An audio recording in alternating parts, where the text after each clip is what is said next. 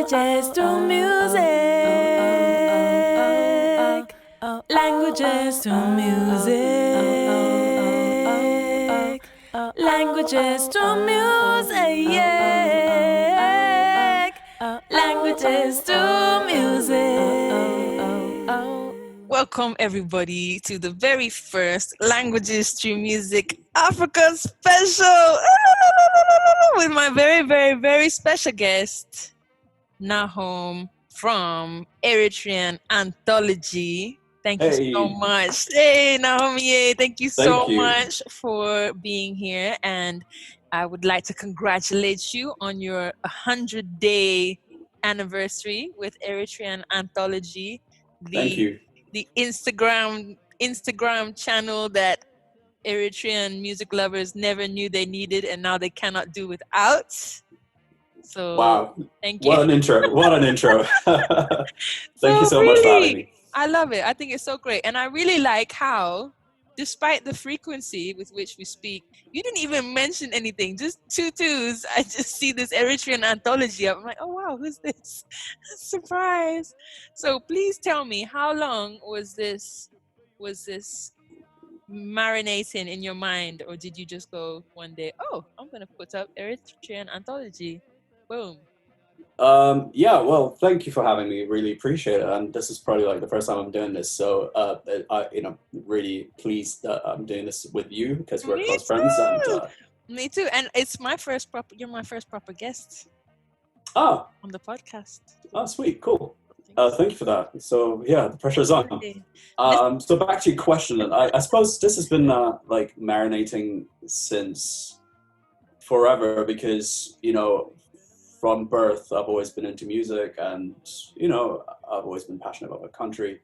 But I would say the tipping point started from the moment one of our close friends, shout out to Elilta, who's now in Australia, invited me to one of her podcasts back in 2013.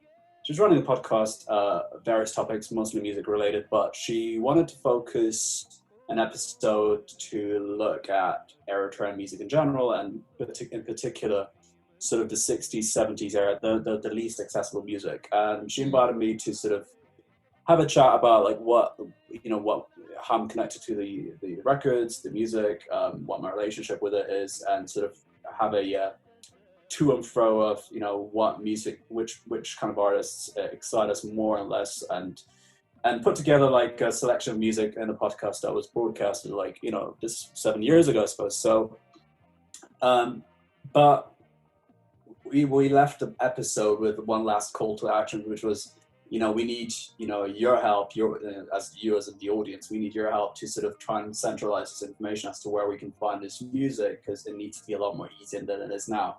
Fast forward 7 years later, nothing really happened, and it's not through no fault of anybody's, but just nothing really happened. But I suppose just time flew by, and this was sort of in my mind. Even as far as last year, I went on my Facebook account to say, hey, I need someone to connect me to Tualdara, who's like my musical hero of Eritrea. I posted just sort of this, absolutely, yeah, and I just posted like a cry for help to just sort of, I wanted to reach out to him, personally, just to speak to him, to absorb his knowledge, and if he was willing, just press the record button so I can share it with my friends, family, and then whoever wanted to listen to it. But that never happened because the feedback that I got just led me nowhere. So fast forward another year later, this year COVID happened, which kind of, I think COVID for many people obviously was tough, including myself. But I would consider myself more on the lucky side because I wasn't really impacted apart from staying home. Still have my job, can work from home, but also the time that it gave me some space to have a pause moment and think what was important in life, what was important, and generally around how I go about doing things around from a day-to-day basis, and where I spend most of my time. And I felt like I was spending more time towards work and less with family members, friends, and maybe even things that I really enjoy, like the creative side of things that I'm involved in. So that really inspired me to sort of have a look at, what am I passionate about? Music. What am I passionate about? The next thing, well, on the same level, if not more, my country, my identity, my culture. How can I bring this all together? well, it just led me to a path where I felt like I needed to educate myself in a space where I both needed to learn about, but at the same time are passionate about, which was music and my country. So Mm. that kind of led me down to this path of figuring out maybe I should sort of involve lots of people along this journey, because learning on your own can be done, but it's very limited. But if you Not involve fun. a lot more people, it makes it fun, exciting, engaging, and also you get to learn from people's 360 perspective. It really does give you a 360 perspective, because there's only so much that you can learn from content that's out there. But really, the true learning mechanism is through people's story and connection to the music. And this is how Eritrean Anthology is born. I have to say, it wouldn't have been possible without some key people and friends, close friends like Elita and others that really inadvertently pushed me into this direction. It's not necessarily them saying, "Hey, you need to create this account," but it's more about I've had some inspiring conversations over the last 6 months. During COVID in particular, with friends and even new people that I've got to meet through Zoom, that basically got my appetite flowing in this direction. So I really have to thank them. They know who they are, for sort of inspiring me to do this. And here we are, 100 days later. Today we're celebrating 100 days of Eritrean Anthology. It feels like a lifetime, but it's been the most fun 100 days that I've had in a long time. That's amazing. And literally, as I was telling you before, everybody I've been speaking to, new people, old people, like people come to me like, "Oh my gosh, I know a page you'd really like." I'm like, "I know what page you're gonna say." So really, people in New York, people in Belgium, people in Ethiopia, just everywhere. So 100 days, and you're making lots of folks happy. And I love how you've had live music too. You had Baki, and I love how you asked people, DJs, to weigh in on their favorite tracks, and people from Japan, and people, just everyone getting there and setting a whole Haitu Beraki week. That was a genius idea as well. That was something that was on my mind for quite some time, but I didn't want to give it away too quickly, because I knew that I needed to do a bit of work towards that to do it justice, if you can do it justice, for a queen like Sahaitu. But um, if it wasn't for the people that were willing to support that week, starting with Baki, I reached out to her. I've never met her in person, nor have I ever interacted with her online. But I reached out to her, and she was very pleasant and very quickly warmed to the idea that I proposed to her, and very willing to sort of collaborate on the project, which really for me I felt was one of the catalysts for this project that helped put a lot of eyes on the project. And I hope that we were able to also give some shine to her as well. But I do feel that more shine was given from her to us, so we are very grateful to her for her involvement. And beautiful collaboration, really. Indeed, and it really set the tone for the rest of the collaborations that we've done since. I feel that through the collaboration of Baki's involvement in the project, it kind of opened up a lot of opportunities to work with a number of people, and it really set the tone for the rest of the week stuff. Meron as well. Yeah. Meron T is a killer. She's bad. Meron, yeah, bad. I met Meron in Croatia. She's just bad.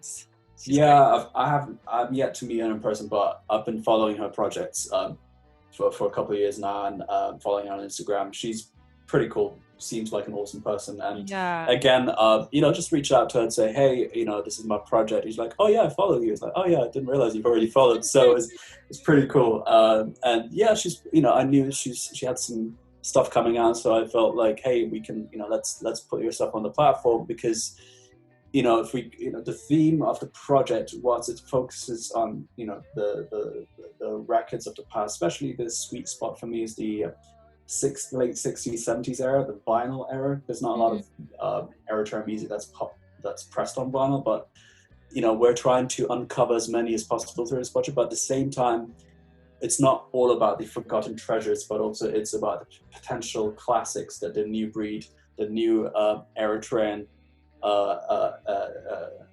folks are pushing out in the independent space. So for me, I really want to uncover sort of the golden treasures of the yesteryears, as well as the new gems that are coming out in the independent scene.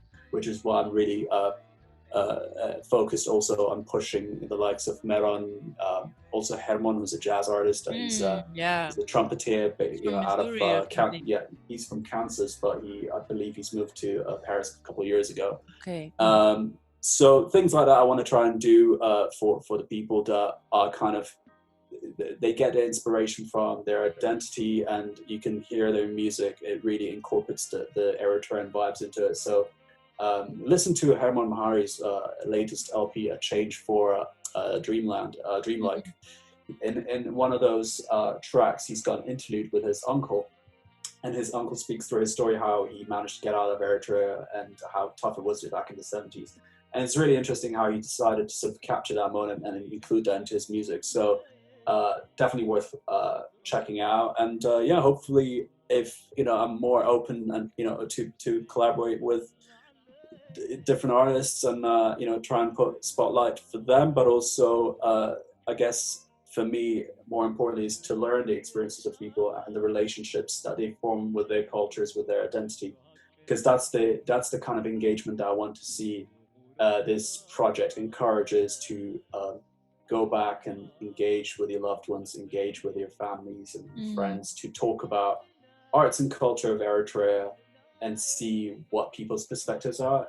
The amount of comments that I got, one of my favorite actually is someone sent me a message to say we've had one of the best car ride conversations with our parents, and that for me it's my favorite, because it's that kind of intergenerational conversation that was never had is now happening through this. So it's beautiful to see.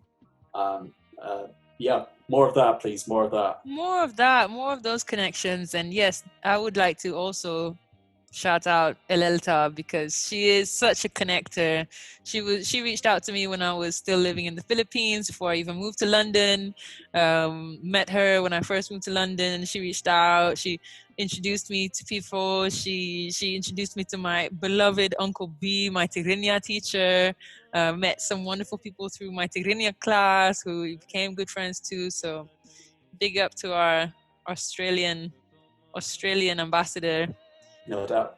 Yeah. So tell me, I'm always interested, because I think music, like these people having these car conversations with their parents. I'm really interested in the intersection of like music and memory, because I think music helps us remember so much, and I just think it's interesting how that can be, some of our earliest memories, even if we don't remember much else of what's going on.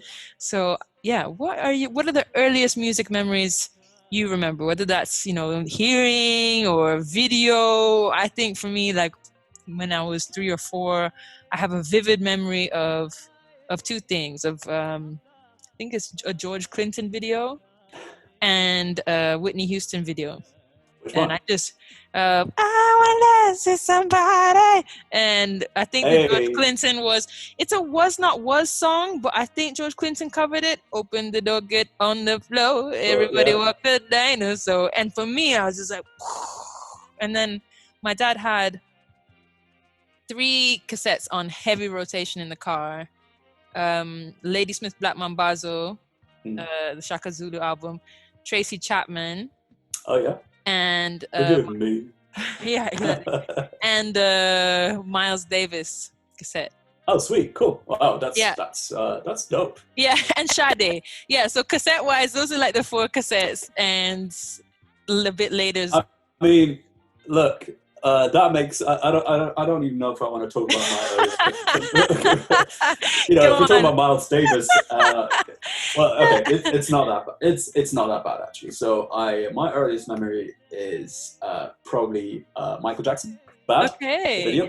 Yeah. So Bad was released like a year before I was born, 85, and I was born the following year. But Bad was a constant presence on TV. You were born in 86? Yeah. Did? I'm that old, yes. Why? I'm born in 85. Watch yourself. No, well, you're young ones, 85. But I just fell into a trap. Anyway, so... Come on, Professor. Michael Jackson, Bads. Yeah, so that video was it never left the TV screens in the 80s, and I remember that video just like that's being one of the first things that I I I heard on television, and then you know from an Eritrean music perspective, my aunt, so I grew up closely with my aunt's family in Germany, and my aunt kept rinsing this tape cassette that she got from the Eritrean community. It was an analog recording of music, and I'll tell you who was singing throughout the entire 60 minute of that cassette. It was Wad Tuchel. Wad Tuchel is one of the more popular, if not one of the most celebrated Eritrean revolutionary musicians, I suppose. Plays the krar, and what I loved about that cassette. I still remember, I'm sure there's something on YouTube about it as well. There's like a 60-minute recording on YouTube, so you can listen to it.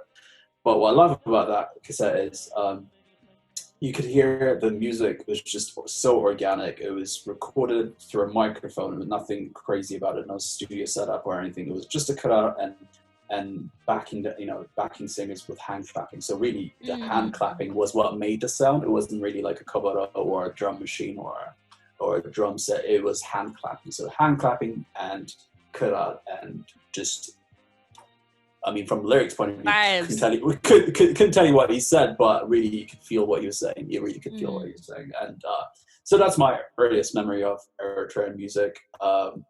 We also used to watch a lot of tape cassettes that came from Eritrea. Through that, listened to a lot of the Eritrean revolutionary music that was presented those days. And to this day, I feel like that's, again, golden era in a different way. I'm looking at a different era right now with this project, but I loved the music that came out in the 80s as well. Still to this day, I still appreciate it. I'm sure most Eritreans do as well, because, for many reasons, but purely the music side of it as well was just as great. What would be like the starter pack intro? I've never listened to Eritrean music. I'm super curious. Which 3 artists are you going to play me first? Oh, this is tough. This is tough because the thing is, with any, irrespective of where it came from, try and putting together a top 3 of anything is difficult.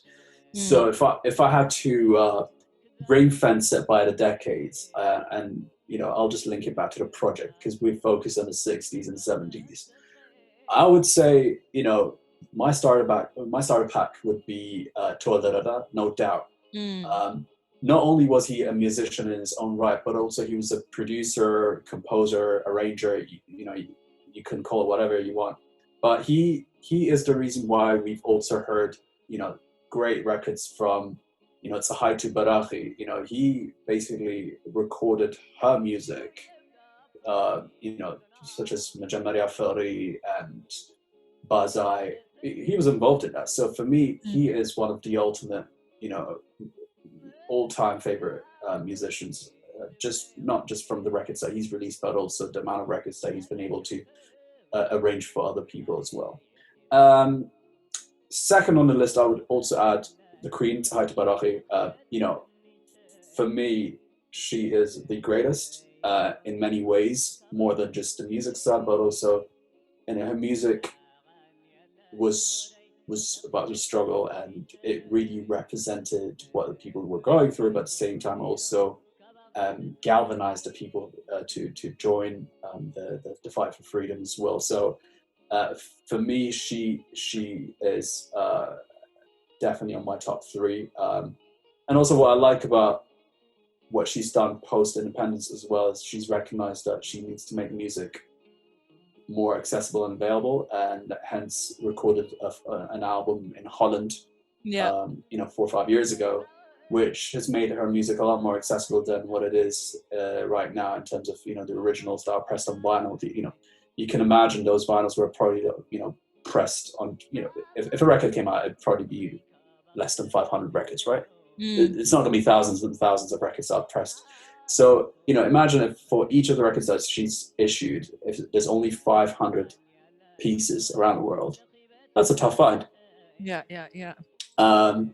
Hence, we hear the covers or the sort of the reissued records a lot more often than the originals. So we're with this project, what we're trying to do is trying to see if we can get as much of the original recordings of these songs, like Majamare Fari, like like Bazai and many other artists as well. So it's been tough, but it wouldn't have been possible without the following that we have, and definitely our followers have helped us navigate through the challenges and land. And it's only the first 100 days. It is, yeah, it is. Honestly, like it's been such it.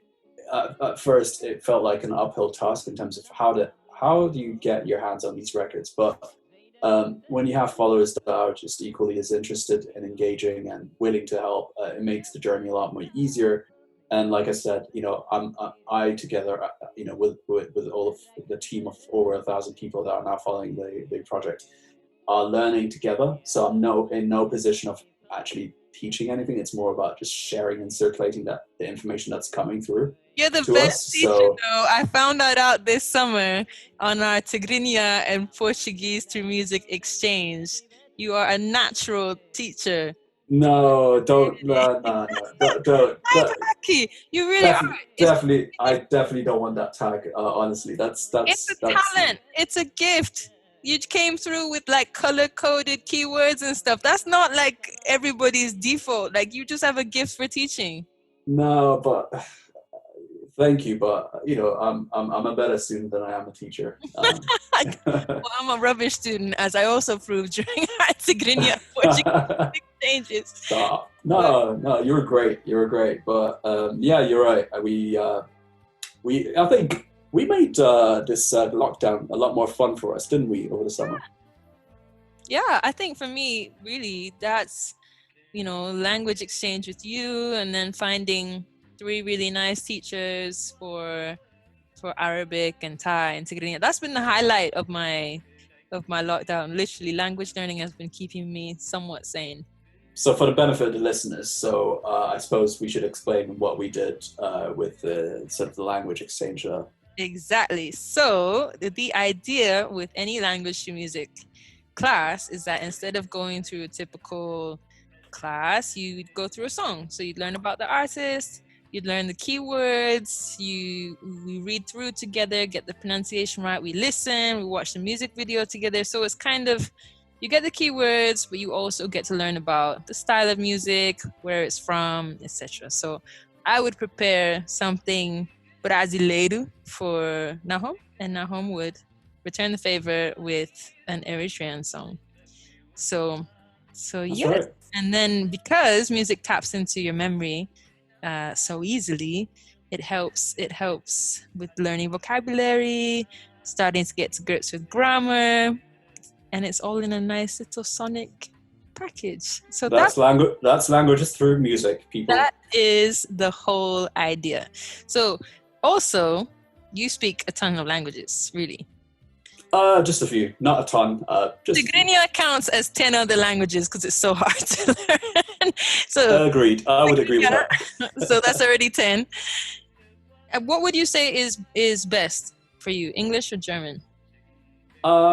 English, no doubt. I mean, I left Germany when I was pretty young, and I've kind of managed to hold on to it just about. But if anyone spoke to me, I'd really speak to them like a 7-year-old, because that's when I left it. Okay. Yeah, I mean, it hasn't progressed since, but I can get by. I don't think I could use it in my work environment, but from a conversational point of view, I can just get by, and yeah. And some Portuguese também. So has music do you feel music has specifically helped you with language learning at all? Or what for you helps you the most when you're learning a language?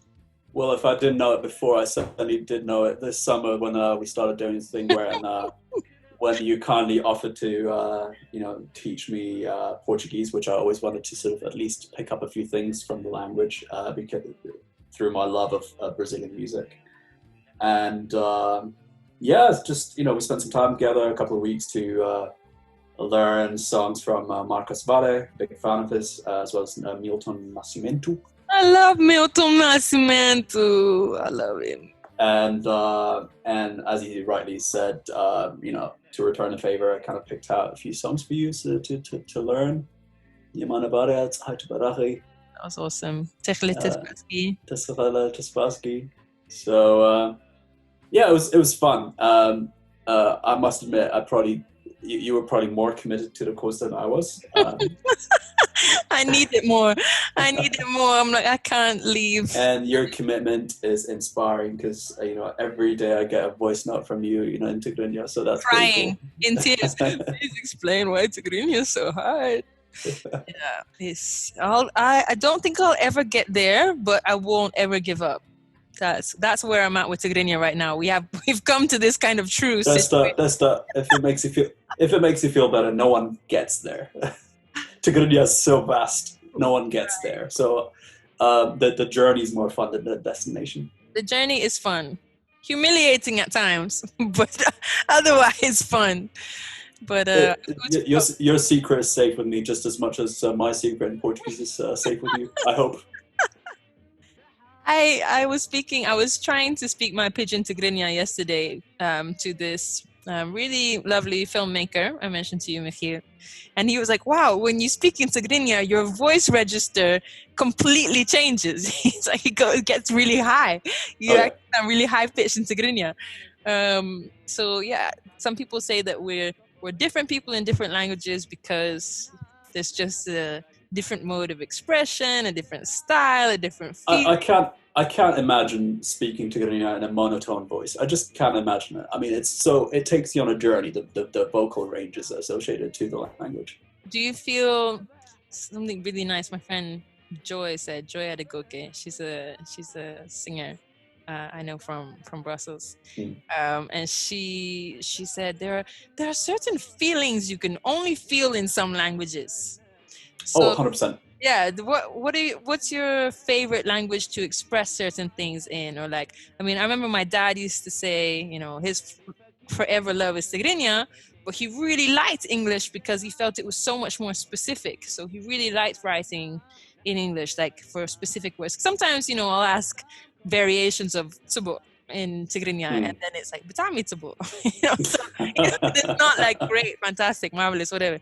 So he liked the kind of more variety that there is in English. So yeah, what are your? It's interesting you say that because I feel different things. I feel differently about Tigrinya specifically. I'm sure I don't know about other Eritrean languages, but Tigrinya I speak it, and I enjoy the challenge of figuring out how else you can say, as opposed to the most common way of saying things. And I find it because I grew up in I left Germany, in the 90s and moved to Eritrea with my parents, and I went to schools. The language was not an issue because I was able to speak the language before I left for Eritrea.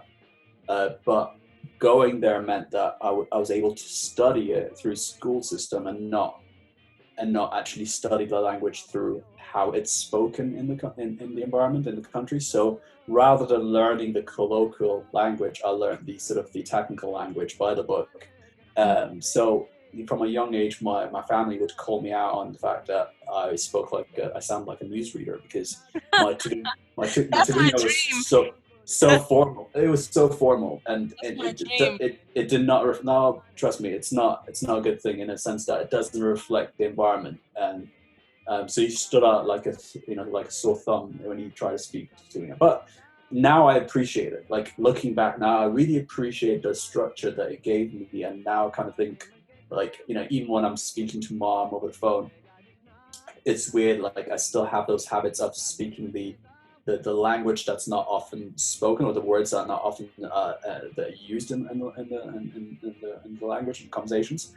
And the other day I even said something to her, and she's like, "What do you mean?" I had to explain to her what I meant, but I knew the word existed. So, but when you're out of practice as well, you fall back to your habit, which is you fall back to the thing that's more natural to you, and in which case, in my case, it's the technical language that I picked up in school rather than the colloquial language that I picked up, listening in environment. So it's an interesting one, but this is why I really enjoy Tigrinya, because as much as it's a challenge for me to speak, go figure, I've been away from the country for almost 2 decades. So, I've been out of practice, but I do love figuring out like what's the B side of saying, the way that it's more commonly used, because even the commonly used words, they are very limiting in what you just said. You said your dad was finding a struggle to find a kind of different ways of saying tzibbo, tzibbo, but actually I'm sure there's tons of words that could have been used if perhaps they were more widely used, but they're not, so nobody knows about them. So honestly, they can keep the other words. I'm struggling with the limited amount of words I'm trying to learn at the moment. Which other languages would you like to learn? Are there any African languages in particular you would like to learn? I suppose Swahili would be good to pick up, because that would cover East Africa in general, and it can help you move about, across many countries in that part of the world. To be honest, I would love to learn a bit of Tigray and Saho, because I think Tigray is at least, it's not close, but it's close enough to Tigrinya, and it'd be cool to at least converse in that language, because we're, ultimately, as much as learning a language is really good, you got to pick and choose your battles as well, because if you're not going to use the language, it's going to evaporate away as quickly as you learned it. But secondly, is the interest in learning my own language within, from my own country, is also tied to the fact that if we don't do that, then who will, right? We're the gatekeepers of our own identity, culture, and I think I would rather, if opportunity, time, space given, I'll be interested in picking up Tigray, a little bit Tigray, and Sa. The reason I say Sa is because in my lineage, far up in my lineage, got a bit of Sa in me as well. So that'd be cool to understand, how the language works, because I have no background as to how the structure is. I had no idea how different some of the languages within our own country are. Like until I met Salam and he taught me a little bit of Bilen, it's completely different. Yeah, shout out Salam. Yeah, Salam easy. To say thank you in Bilen, it's Jaron Kut. Like that's nothing to do with Yanyale or just so many. Don't get me started with Yanyale. We already spoke about this in our pre-meeting. Our production meeting. Yes, but now you have to. So Yanyale is how you say thank you in Tigrinya. There's a really cute video of Kevin Hart and Tiffany Haddish. Haddish going, Yanyale. And then him trying to say it is so cute. And then to say you're welcome to a woman, you'd say Genzebki, and to a man, you'd say Genzebka. And that technically means your money. Your money. So you can just say, your money, bruv. Yeah. Anyway, the actual breakdown of thank you, I only found out this morning, thanks to Professor Nahum here.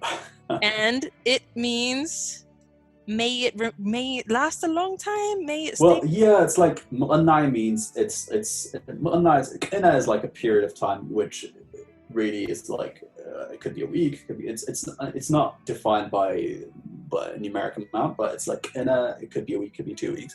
Mu'annai means to remain or to stay or to keep over that period of time, and Ya'anyale means it's something for me that preserves during that period of time. So it's weird. There must be some history behind as to why it's used. But I would say Misgana is probably the truest word, closest to thank you.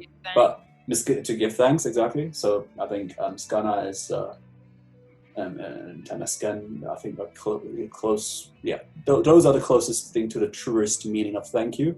It's lucky the Eritrean music is so great because the language is so hard to learn. No doubt.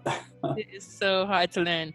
How obsessive are you with the record collecting? Because I know Eritrean records aren't easy to just come by. So how much time do you spend? I mean, where do you get all your amazing collection? Is it family? Is it the internets, the tinterwebs? How do you source all your amazing records? Personally, I don't have an amazing record collection. I think if the project is only sort of showing what's out there rather than what I have, and it's definitely not something that I don't want to give the wrong impression that this is, I'm showcasing my record collection. I'm not. I've got a very modest collection, and mostly I found it through the internet. So there's lots of marketplaces out there where you can source records. As you know, original issues, so those that were issued nearly 50 years ago, are very rare and hard to find. As we discussed, there's not many that were printed. There's not many Eritrean records that made it onto wax. So these are gold dust, and amongst record collectors, it's rarely resold. Once they have them, I don't think they want to ever let them go. So it makes them hard to find. But there are marketplaces like Discogs, which from time to time can get you access to those records.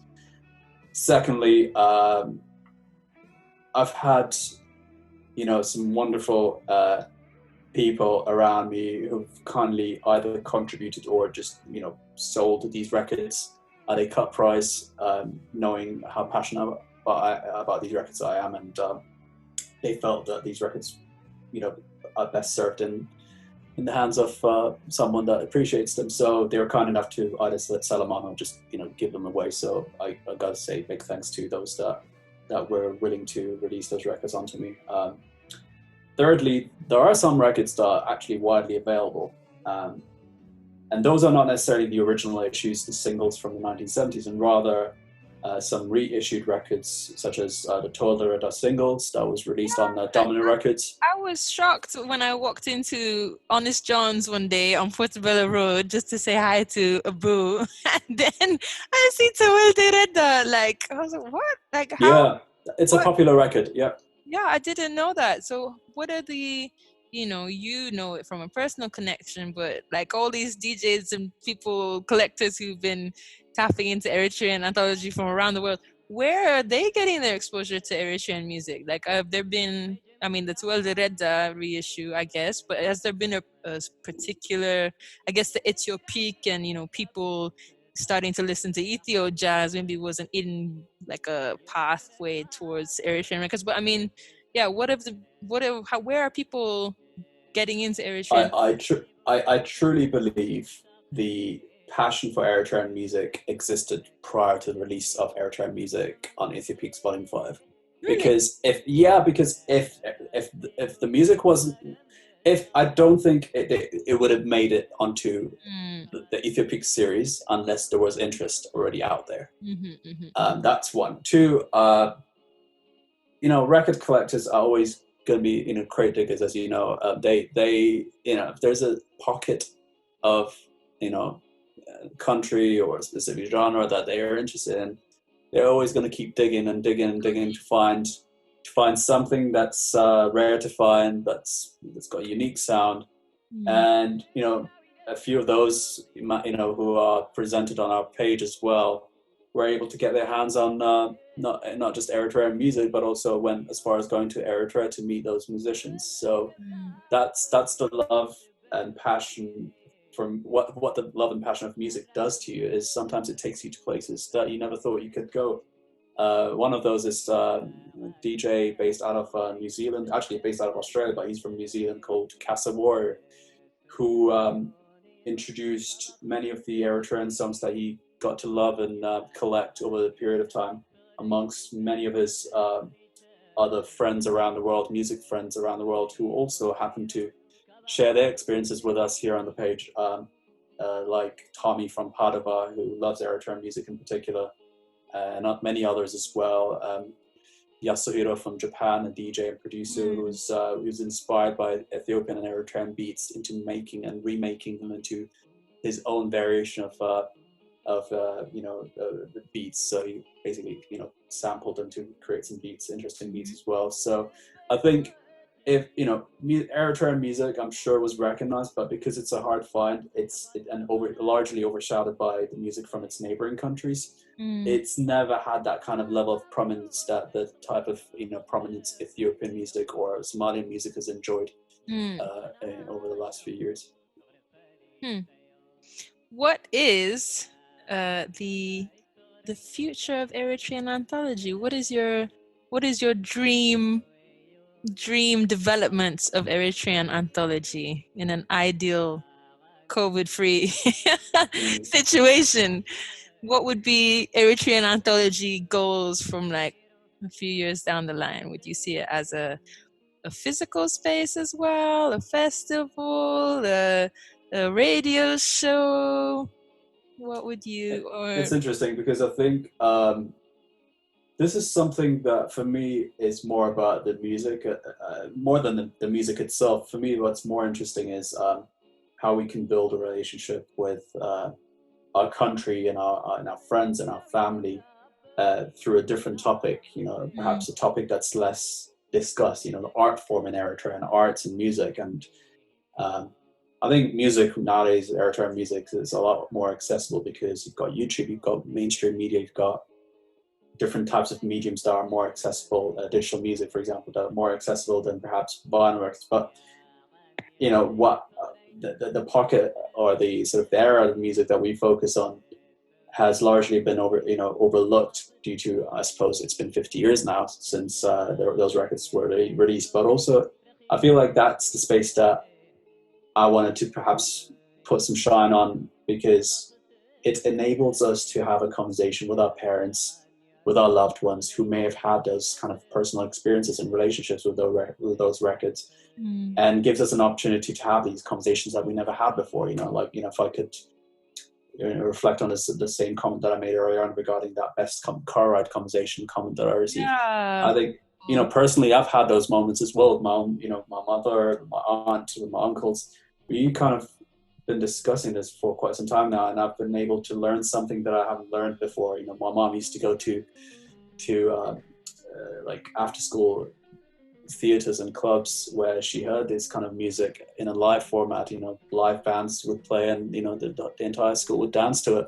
That's the kind of stories that I'm getting from my mom that I never used to get before this project. So I really encourage anyone to do the same if they haven't already, to just have that kind of conversation, because this could be our seat that on the table that we never had before. I think the struggle before is that the matter of Eritrea sometimes is discussed in one perspective and one angle, and perhaps this is a different angle that we can open up, a new table that we can create for ourselves to have fun conversations about our country, about our history, with our loved ones. So that's really what I'm trying to achieve with this. The music is just a means to the end, really. And the other is, in terms of what I do technically with this project, I don't know yet. I've got a few ideas, but perhaps I want to keep them close to my chest for now, just for the sake of the big reveal. But I'm also open to observing how this project itself sort of grows on its own organically through the engagements of the followers. So really, it's in the hand of the followers as to where they want to push it towards.